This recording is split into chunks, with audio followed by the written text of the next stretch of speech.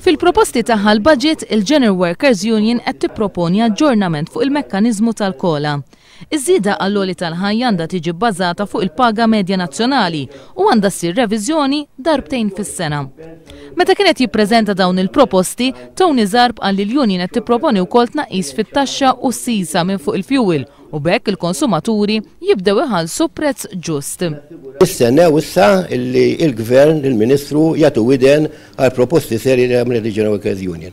Jekk tara proposti, hemm proposti diretti, hemm proposti li jistgħu faċilment jiġu attwati u jkun ta' għajb kbir għall-Gvern jekk ma jagħtix każ għal proposti li qed tagħmel General Workers Union. Ħarsa lejn proposti oħra l-General Workers Union qed tagħmel enfasi għal aktar investiment produttiv fil-pajjiż b'anqas dipendenza fuq is-settur tal-gaming. Il-General Workers Union qed tipproponi li fejn jidħlu kuntratti tal-Gvern il-ħlas kull siegħa ikun parti mit-tender. Il-Union tindirizza wkoll il-bżonnijiet tal-ħaddiema self-employed kif ukoll lin-nisa li jkollhom ħanut u jalqu minħabba l-maternità għandhom jingħataw l-istess allowance kif jingħataw il-ħaddiema nisa full-time. Qed ikun propost inċentiv akbar biex l-industrijalisti jibdew negozji jew investiment f'għawdex.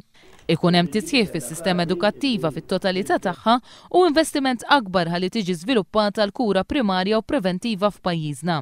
Nhar il-ġimgħa l-Gvern ser ikun qed ilaqqa l-MCESD dwar il-budget u dakinhar l-imsieħba soċjali jkunu jafu liema proposti ġew aċċettati jew le.